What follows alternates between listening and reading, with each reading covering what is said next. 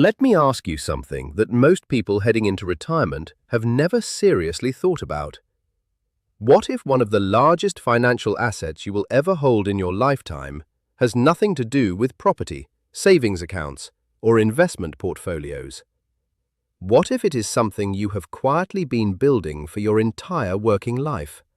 Something the government owes you, and something that millions of people are currently receiving at a reduced rate simply because they never took the time to check. I am talking about your state pension, and in today's video, I want to walk you through what it is actually worth in real money, why so many people are losing out on income they have every right to receive, the tax trap that catches people completely off guard the moment that first payment lands, and the single most important action you can take this week to protect and maximize what you are entitled to. My name is GeraldTalks. I help people navigate the financial and emotional realities of retirement, and I want to start by reframing how you think about this. The new full state pension is currently worth in the region of £12,500 a year. It rises every April under the triple lock guarantee, meaning it increases by whichever is highest out of average earnings growth, inflation, or a floor of 2.5%. It is inflation protected, it is government backed, and it is paid for the rest of your life, no matter how long that turns out to be. If you were to try and replicate that kind of income by purchasing an annuity on the open market, one that was index-linked and guaranteed for life, you would be looking at handing over somewhere between £250,000 and £300,000 in a lump sum just to recreate what you already have, or should have, coming to you through the state. That is the true value of what we are talking about. And yet, almost half of the people currently receiving the new state pension are not getting the full amount. According to data from the Department for Work and Pensions, over 2 million people on the new system are getting less than they should be. And when researchers surveyed people aged over 66, a quarter of them did not even know that they had the option to do something about it. That is staggering. The new state pension applies to anyone who reached state pension age on or after the 6th of April 2016. If you reached it before that date, then you are on the older system, which has different rules. For the purposes of today's video, I am focusing on the new system, because that is what most of you will be on or moving towards. To receive the full amount, you need 35 qualifying years of national insurance contributions. If you have between 10 and 34 years, you receive a proportional amount. If you have fewer than 10 qualifying years, you receive nothing at all. And here is where the numbers start to matter in a very concrete way. Each year you are missing from your record costs you approximately £342 a year in reduced pension income for the rest of your life. So if you have 5 missing years, that is over £1,700 a year less in retirement income. Across a 20-year retirement, that adds up to more than £34,000 of income you should have had. Now, there is something that catches a lot of people completely by surprise, and I want to make sure you understand it before you assume you are getting the full amount just because you have worked long enough. This is something called contracting out. If you worked for a large employer at any point between the late 1970s and 2016, there is a strong chance your employer was contracted out of the additional state pension scheme. What that means in practice is that some of your national insurance contributions were redirected toward your workplace pension, rather than going directly toward your state pension entitlement. So even if you have 35 years on your national insurance record, your state pension forecast could still be lower than the full amount because of this contracted out deduction. People check their record, see 35 years, assume they are fine, and then the actual payment arrives and it is lower than expected. The only way to know for certain where you stand is to get a state pension forecast directly from the government, and I am going to tell you exactly how to do that in just a moment. But before I do, I want to give you the solution to the gap problem, because it really is one of the most compelling financial opportunities available to most people in this country. If you have gaps in your national insurance record, You can often fill them by making voluntary Class 3 national insurance contributions.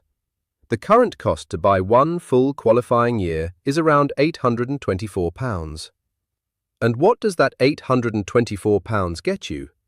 It gets you an extra £342 per year of state pension income, guaranteed, inflation protected, for the rest of your life. The payback period is under 2.5 years.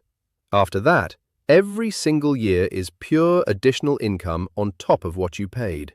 If you live for 20 years past claiming, that single payment of £824 will have generated close to £7,000 in cumulative income. That is not a speculative return. That is guaranteed. There is no investment product, no savings account, no market-linked strategy that offers you that kind of certainty at that kind of return.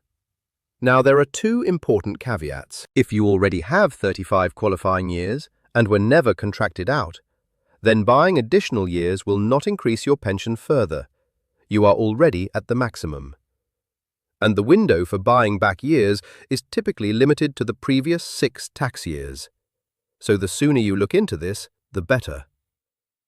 If you are married or in a civil partnership, please check both records. It is very common for one partner to have a full record and the other to have significant gaps, particularly if they took time out for caring responsibilities or worked part-time over the years. And before you pay anything at all to fill gaps, make sure you check whether you are entitled to national insurance credits that are completely free. You may qualify if you claimed child benefit for a child under 12, if you received carer's allowance, if you claimed job seekers allowance or employment and support allowance, or if you were a grandparent providing regular childcare, in which case you may be eligible for something called specified adult childcare credits. Some of these credits can be backdated, so always check before you spend a penny. To do all of this, go to gov.uk, search for Check Your State Pension, and log in with your Government Gateway account. If you do not have one, it takes about 10 minutes to set up.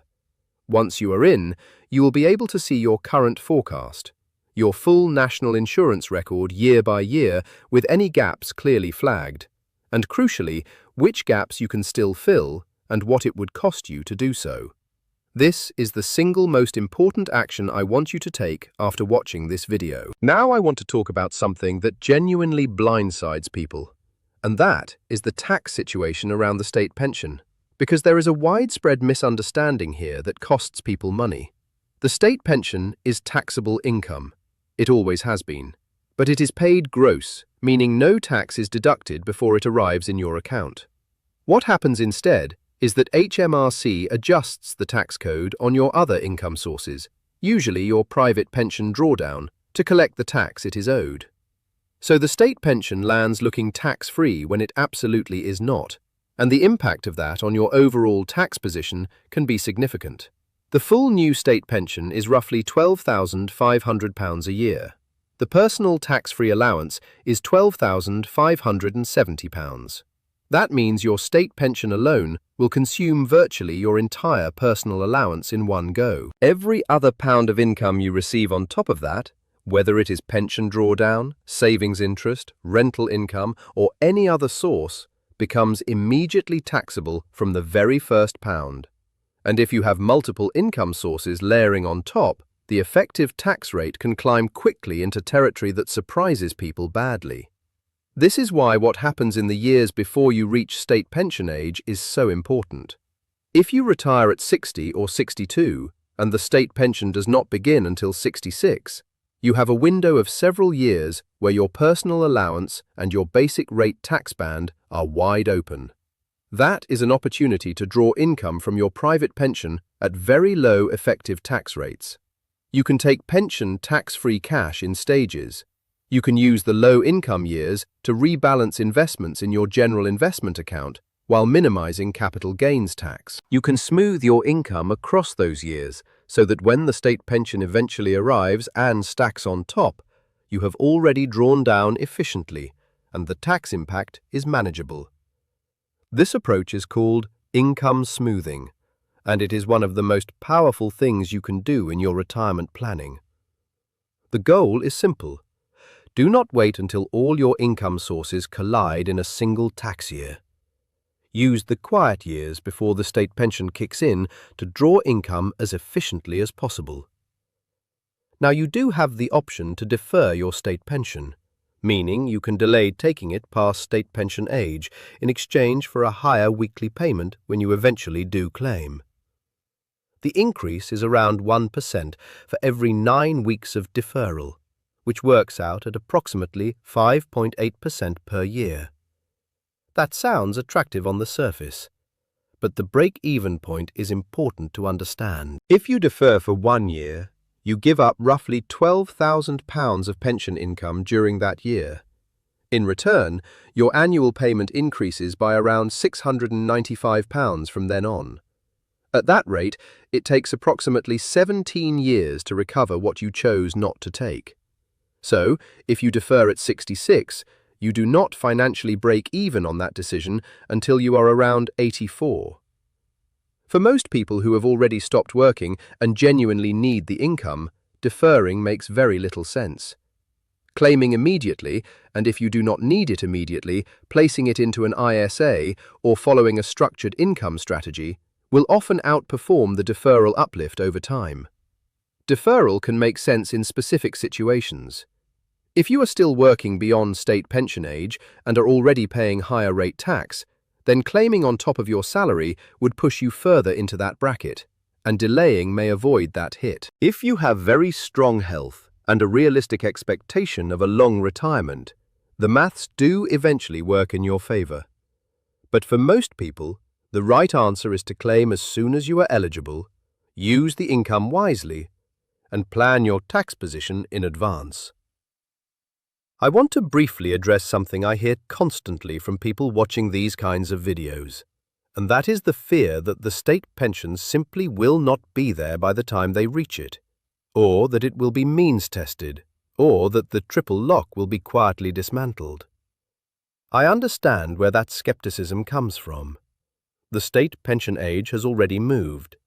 Rules around lifetime allowances and inheritance tax on pensions have shifted. Trust in long-term government commitments is understandably low. But let me be direct with you about what the evidence actually says. The state pension costs the government over £130 billion a year and is paid to more than 12 million people. It is the single largest item of government spending and the most politically sensitive benefit in the country. No government in living memory has come close to proposing its abolition, and no government that did so would survive the attempt at the ballot box. Could it be reformed over time? Yes. The state pension age will rise. It is already legislated to reach 67 by 2028, and further increases towards 68 are anticipated in the decades that follow. Could the triple lock be softened? Possibly. It has already been temporarily suspended once.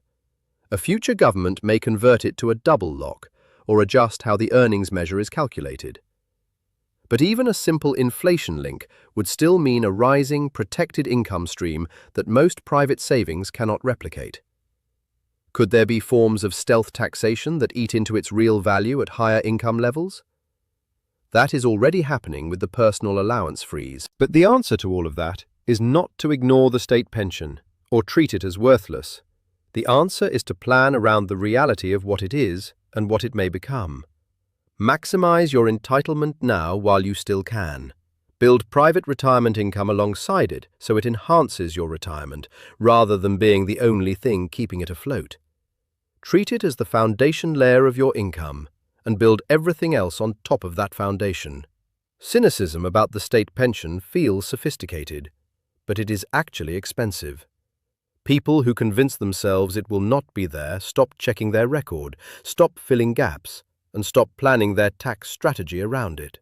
Skepticism is healthy. Fatalism is financially destructive.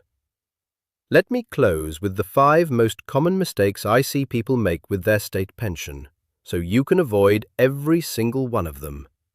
The first is never checking their national insurance record, assuming it will all be fine without ever looking. It often is not, and 5 minutes on gov.uk could be worth thousands of pounds. The second is finding gaps in their record and doing nothing about it because it feels complicated or because handing money to the government feels counterintuitive. The payback period is under 2.5 years. There is no more reliable return available to you. The third is not understanding contracting out, assuming that 35 years on record automatically means a full pension, when in fact, a contracted out deduction may still apply and reduce the amount you receive. Check your forecast, not just your record. The fourth is deferring when they should be claiming, choosing to wait out of a vague feeling that waiting is somehow more prudent without running the actual numbers for their specific situation. And the fifth is not planning for the tax interaction in advance, letting the state pension land on top of pension drawdown, savings interest, and other income sources without any prior strategy, and then being shocked at how much of their total income disappears to tax. I am GeraldTalks, and this is exactly the kind of thing I cover to help people build a retirement that actually works in practice, not just on paper. Your homework from today is straightforward. Go to gov.uk, log in with your government gateway account, check your state pension forecast, review your national insurance record year by year, and if there are gaps, find out whether you can fill them and how much it would cost. Then do the maths. In almost every case, the numbers will be overwhelmingly in your favor. If you are part of a couple, do this together. Both records matter. And if you have already started claiming and suspect you might be below the full amount, it is not too late. You can still look into filling gaps even after payments have begun. If anything in this video has prompted you to check your record or take action, I would love to hear about it in the comments. Did you find gaps? Did the tax situation catch you off guard? Did you buy back missing years? Your experience genuinely helps other people watching decide to take action rather than put it off. Subscribe if you want more content on the real financial and human decisions that go into building a retirement worth having. There are videos on whether £500,000 is enough, on how to approach income in your early retirement years, on the drawdown versus annuity decision, and much more. The state pension is not glamorous, but it might be the most valuable thing you will ever own. Go check it.